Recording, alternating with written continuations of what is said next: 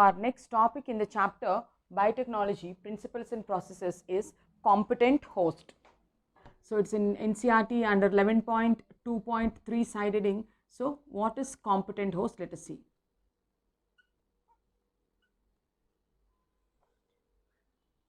Competent host. Now, what are the basic steps of biotechnology? Isolation of the desired DNA, taking the desired DNA and then selecting the vector. From here we bought the DNA, from here we selected the vector, then we will digest both of them with the common restriction enzyme. When we digest both of them with the common restriction enzyme, then you will get complementary sites. These complementary sites are joined to make a recombinant DNA molecule, right? So this recombinant DNA molecule should be sent into host. It should be sent into host. So what are our steps? That's what I am telling. So the first step is isolation of the DNA. Isolation of desired DNA, foreign DNA or alien DNA. Then second one is selection of the vector. What is the second step? Selection of vector. We have a range of vectors, from that we have to select a vector. So isolation of DNA, then selection of the vector, then third step will be restriction digestion. Digest the DNA also, vector also with restriction enzymes. So after digesting, your DNA will become like this, your vector will open like this. So when the DNA and vector are opened in this manner, then we will join them with the help of DNA ligase. So these are the basic steps, children, you know, right?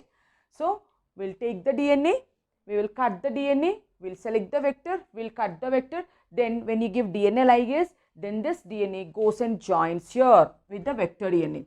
When the desired DNA goes and joins with the vector DNA, you will get a recombinant vector. We'll get a recombinant vector, rDNA, we tell recombinant DNA. Now this DNA should be sent into the host cell, right? Now this DNA should be sent into the host cell. It should be sent into the host cell. Now let us talk about the DNA. What is DNA? We know that DNA is hydrophilic particle. It's a nucleic acid. It is a hydrophilic particle, means water loving particle. Hydrophilic particle, come on, tell me, can it pass through the cell wall and cell membrane easily? Cell membrane is made up of phospholipids and cholesterol, right? Cell membrane fluid mosaic model proposed by Singer and Nicholson is made up of lipids and cholesterol, and this is water substance. Will water mix in fat? No, right? That means since DNA is hydrophilic, it cannot pass through the cell membrane. Since DNA is hydrophilic, it cannot pass through the cell membrane.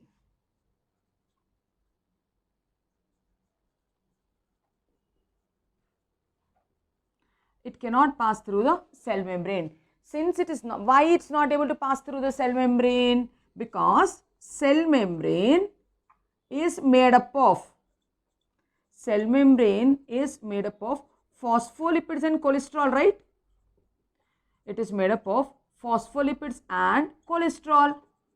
Now these are fat soluble substances. DNA is a water soluble substance. So water soluble substances, it is polar and this is non-polar. So DNA cannot easily go inside. So that means all the cells are not capable of taking the DNA inside. So then we have to make the host competent so that it can take the DNA inside. So all cells are not competent enough. All cells are not competent enough to take the DNA. All the cells are also not competent enough to take the DNA. For example, if you take the bacterial life cycle, in the bacterial life cycle, bacteria shows a lag phase, it shows a log phase, it shows a stationary phase, it shows a death phase. What are the stages in the life cycle of a bacteria? This phase is called lag phase. This phase is called log phase or exponential phase. And this phase is called stationary phase, and this is the death phase. Now, this is a bacteria where bacteria is trying to adjust to the environment. It is lagging in its growth. This is a log phase where it keeps on growing exponentially, doubling the population. And here at one point when the nutrients gets exhausted, so it reaches a stage called stationary phase, a saturation stage. And after that, as the age progresses, it's a death phase. These are the phases of the bacterial growth. So what is this? This is a typical bacterial growth curve. This is a typical bacterial growth curve. This is a typical bacterial growth curve. Now, in which stage is the bacteria metabolically most active? Where it is growing is a log stage. So, in the log stage, bacteria is metabolically active. In this stage, bacteria is metabolically active. Here, it is trying to adjust to the new environment in the lag stage. In the stationary stage, it's going a resting stage, right? So, now, if the bacteria is in the log stage, then somehow it will take the DNA inside because it is active. But we don't know whether the bacteria is in lag stage or log stage or stationary phase. But in any stage, we are trying to send the bacteria inside. When we are trying to send the bacteria inside, this is a problem because DNA is hydrophilic and the cell membrane is hydrophobic, made up of phospholipids and cholesterol. DNA will not go inside. So, we are telling that all the cells are not competent enough because the cells which are in lag stage, the cells which are in stationary stage and death stage are not competent enough. Then we have to make the host competent enough so that it can take the DNA inside. That is our concept, competent host. All the cells are not competent enough to take the DNA. So, by some mechanisms,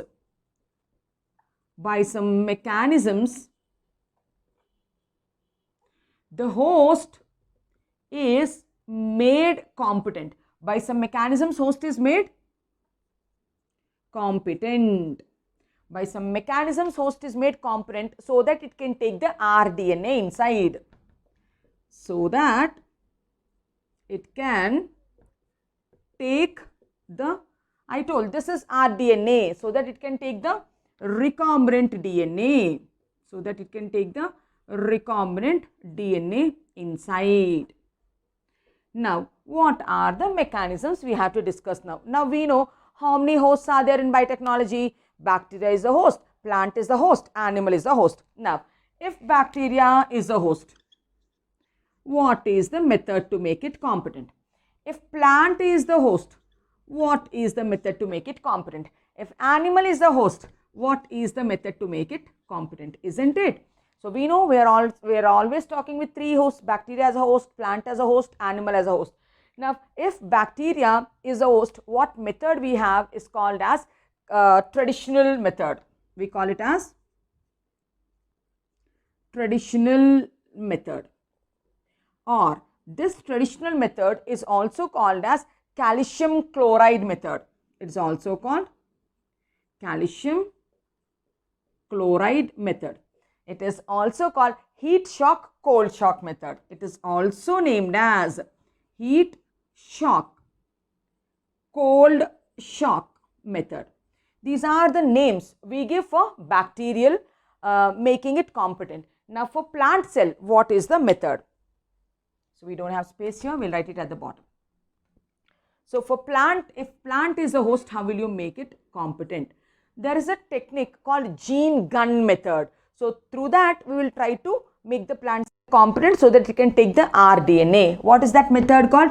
Gene gun method, which is also called as biolistic method.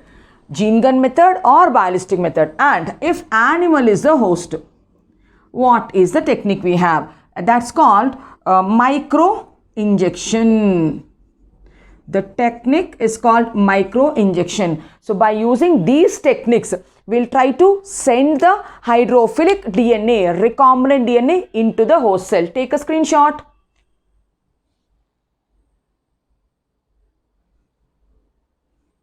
And electroporation, one more technique is there which is common for all those things. Now, we will go with one by one. First, we will start with calcium chloride method. Means it is heat shock cold shock method, right? I think you understood, right? What is competent host? So the host is not willing to take the recombinant DNA. Why? Because it is metabolically not active, might be sometimes, or sometimes what happens, the DNA is hydrophilic and the cell membrane is hydrophobic, right? So that's why it will not allow the hydrophilic DNA molecule to cross through. So that's why we have to make the host cell competent so that it can take the DNA inside. So for that we have a method. What is it called? Calcium chloride method. What is the first method we are going to discuss now? Calcium chloride method.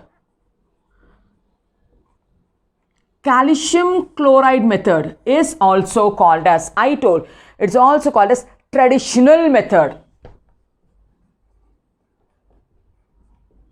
It's also called traditional method. It is also called heat shock, cold shock method. It is also called heat shock and cold shock method. So how do we do it? Bacteria is made competent by growing the bacteria in calcium chloride salt solution. So take a beaker.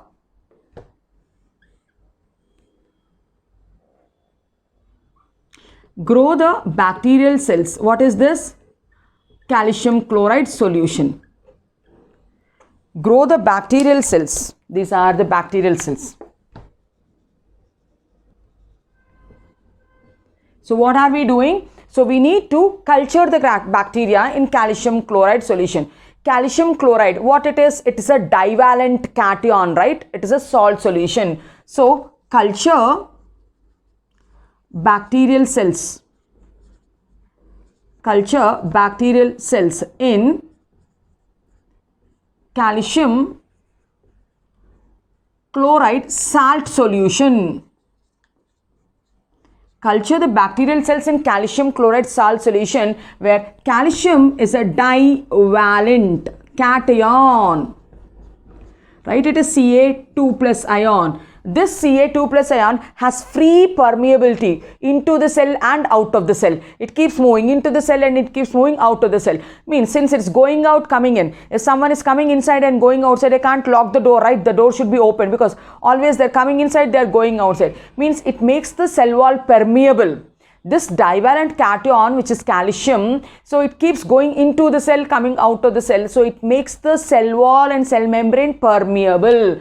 The divalent cation, it makes the cell wall and membrane little permeable. Right? Now what will we do? Now we will take this beaker in which bacteria and calcium chloride are there and now keep it on a hot plate. So where did you keep now? We kept it on a hot plate. And we are heating it to 42 degrees centigrade. Now take it on a hot plate, transfer the beaker onto hot plate. We need to transfer the beaker onto hot plate and heat it at how much temperature? And heat at 42 degrees centigrade. Now, when you are heating it at 42 degrees centigrade, what happens to the cell wall and what happens to the cell membrane at higher temperatures? The cell wall and cell membrane gets denatured. They lose their structure, they lose their integrity. So pores will be formed, right? So when you heat it at high temperature, what happens? It leads to denaturation. Denaturation of cell membrane occurs. Denaturation of the cell membrane occurs. Then we should not heat it such that the bacteria also will die. So ensure that then immediately we need to, this is heat shock we have given. Now we have to give cold shock, right? Now in cold shock what we have to do? Now take the calcium chloride solution and which is having bacteria. After heating for some time on hot plate, now transfer it to a iceberg. Keep it on the ice cube now. So where are we keeping now? Iceberg. And chill it. Keep it on the ice plate and chill it. So means you are not allowing it to die. So what are we doing? Heat shock, cold shock. Again remove from the ice plate and keep it on the hot plate. Again heat it, again chill it. So by doing like this, denaturation, renaturation, when you heat it, the membrane and all will lose their integrity, they'll become loose, pores will be formed. When you chill down, when you keep it on the ice cube, what happens when you're keeping on the ice cube? Again renaturation, again the wall will be made. Again denaturation, again renaturation. In this process, DNA will enter inside. So first when you transfer it onto the hot plate, it causes denaturation. Immediately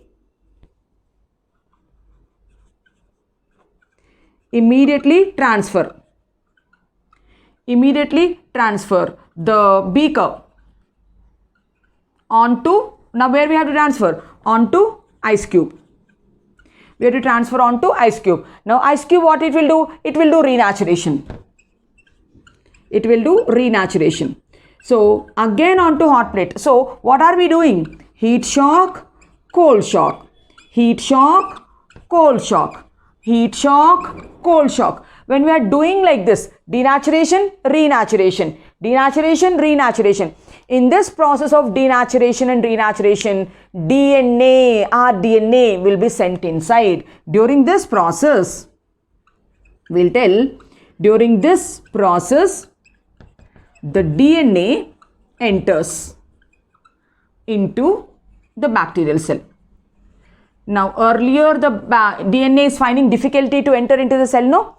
The DNA is finding difficulty because DNA is hydrophilic. Now this is one method. How do we do? Heat shock, cold shock method. It's also called traditional method. It's also called calcium chloride method. Hope you understood this method. Take a screenshot, then we'll talk about the other method. Yeah, we'll talk about the other method if we have space here. It is called electroporation.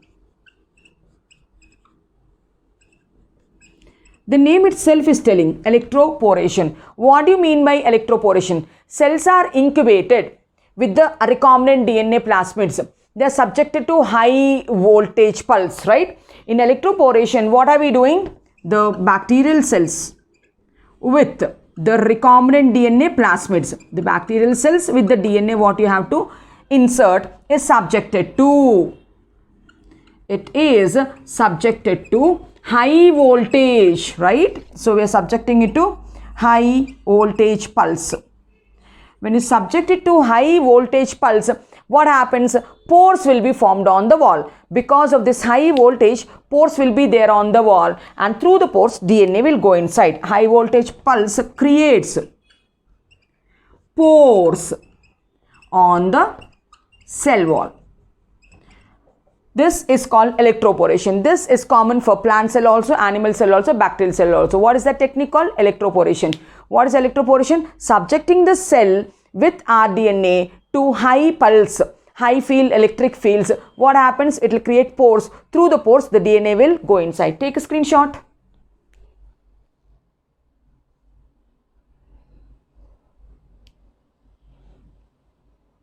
Right. Now we'll talk about the other method. So this is a method to make the bacterial cell competent to send the recombinant DNA into the bacteria. Now we will see how to send the DNA into a plant cell. What is the technique? I told there's another method called gene gun method, biolistic method, that we will talk now.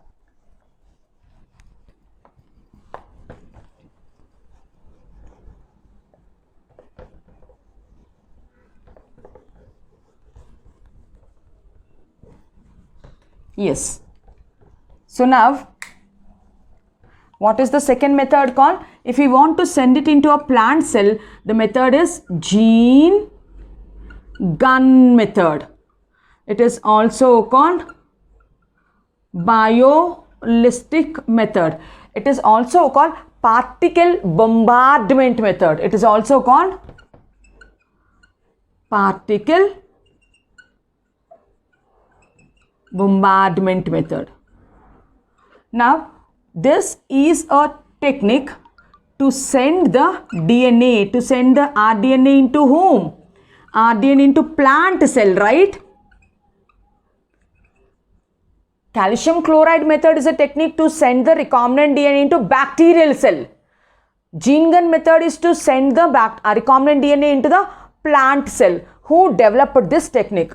A professor from Stanford University, and co-workers developed this technique, right? At which university? At Cornell University, right? So his name is Professor Stanford. His name is Professor Stanford.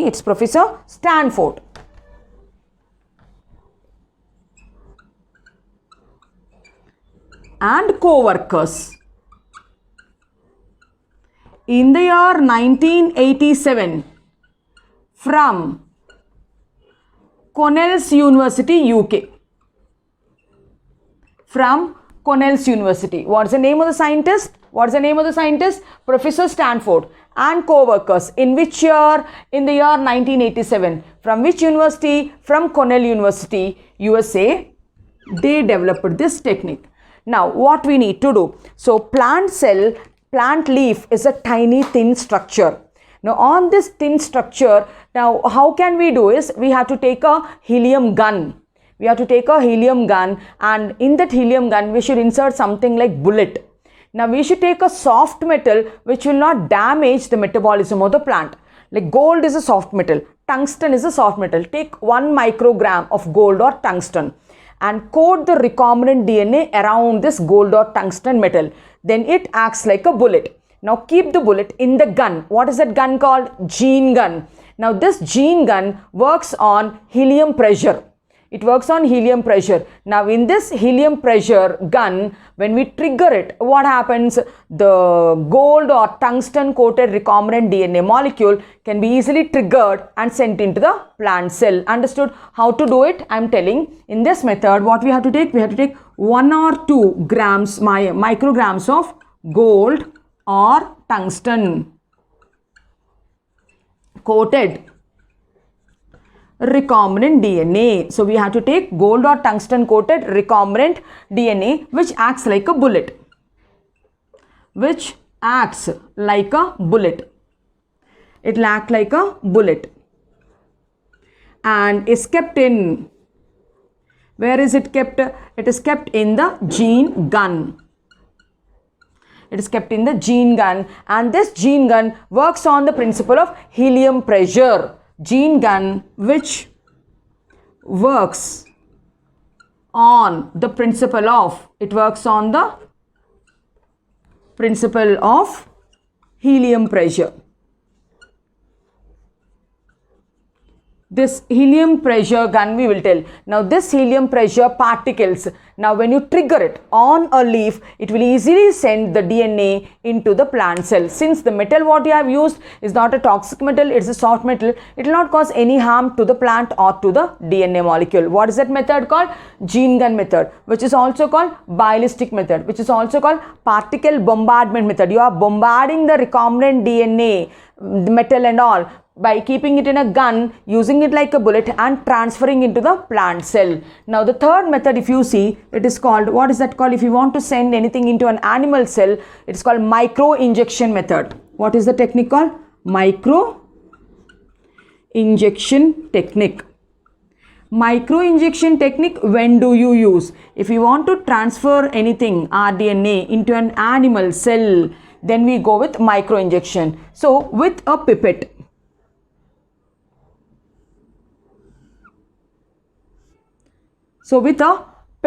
we will be holding animal cell. Animal cells are quite big. So we will be holding an animal cell with a pipette. This is an animal cell and this is the nucleus of the animal cell. Now with the help of glass injection, micro injection, with the help of a glass micro injection. So like this we have a micro injection. So it have titrations here, right? We can press the knob. With the help of a micro injection, so here is your DNA, recombinant DNA. So we will try to inject the DNA into the animal cell directly. What is this method called? This is called micro injection method. What are we doing in micro injection method? Since animal cells are quite big, so with a pipette we will hold the animal cell, and with a glass micropipette, with a glass micropipette, we'll try to inject the recombinant DNA particle directly into the animal cell, right? DNA is enclosed in a membrane. DNA is enclosed in a membrane and we will send it into the animal cell. This is a direct method. It is a direct method of DNA injection. It's a direct method of DNA injection. So all these are the techniques which we have discussed to make the host competent. With this, we finish this topic. And what is our next topic? Our next topic is processes of rDNA technology, steps of rDNA technology. We finish this. Understood, ma? So if you want to take a screenshot, then we will start with the next topic.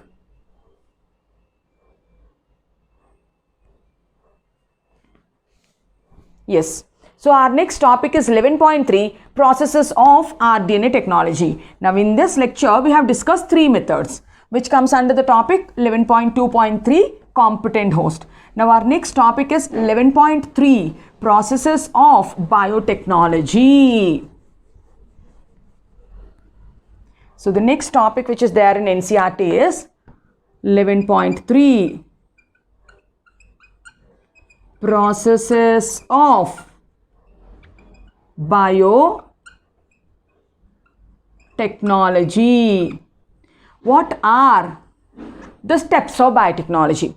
What are the steps of biotechnology? Let us list down one by one. The first step is isolation of the desired DNA. What's the first step, children? We know it. What is it? Isolation of desired DNA is the first step. Now, isolating the desired DNA is the first step. Selection of vector will be the second step.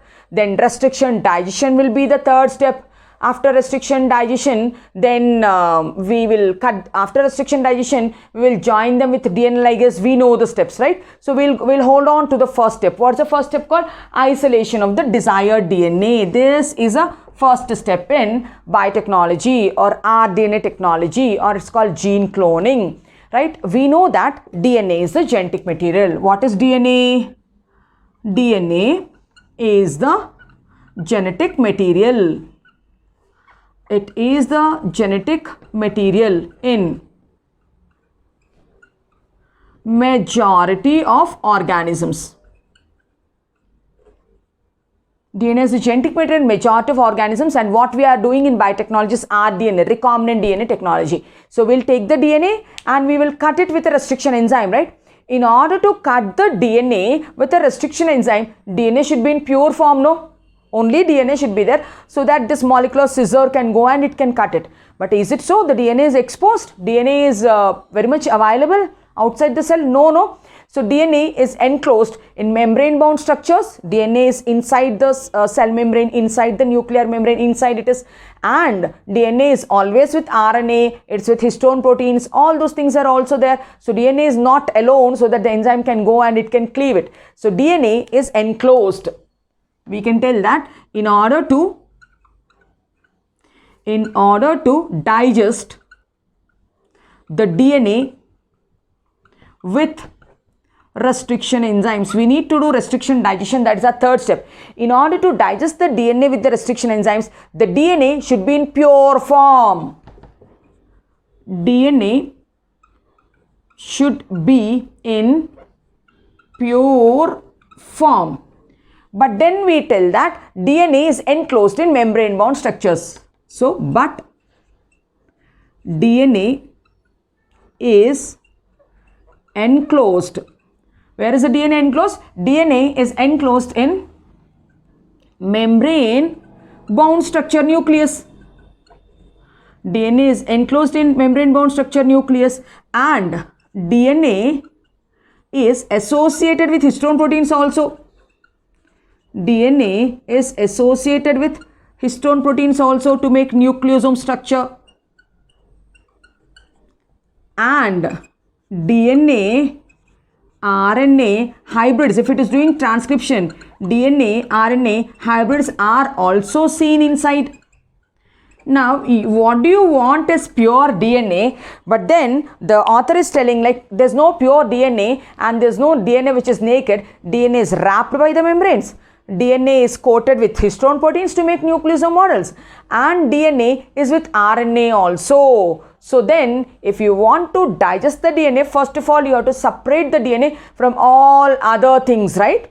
So then we need to use enzymatic digestion. So then to isolate the DNA in pure form, first we need to do enzymatic treatment.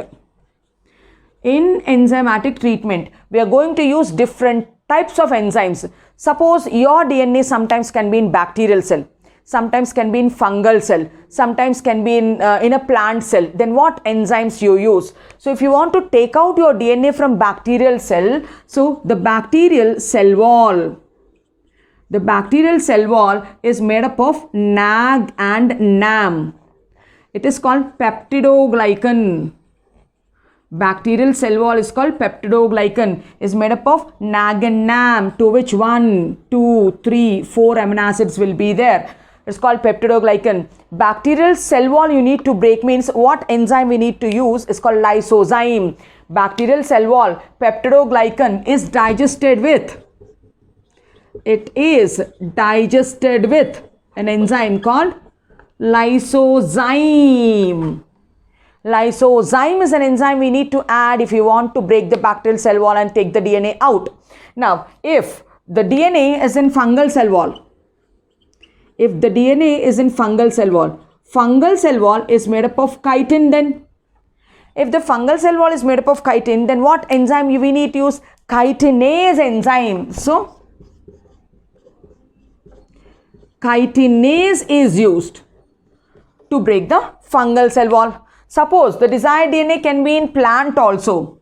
If it is a plant cell wall is made up of cellulose. Now to break the plant cell wall, we need an enzyme called cellulase enzyme.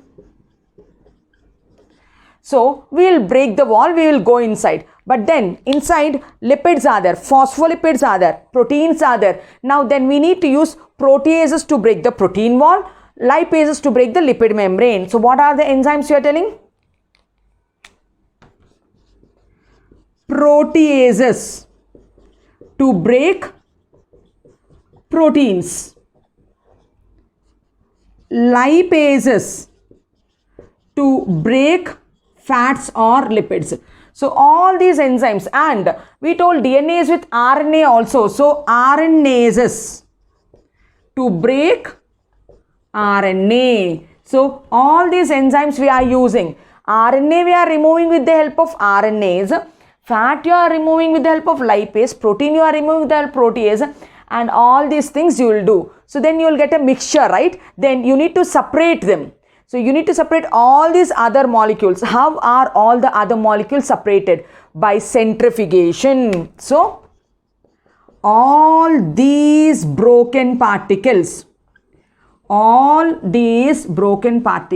are separated by density centrifugation or density gradient centrifugation. We are going to remove all these particles out by centrifugation technique. When you do density gradient centrifugation, broken RNA, broken protein, broken lipid, broken polysaccharides, everything will go out and purified DNA will remain. Then how to remove the purified DNA? Take a screenshot, we will discuss.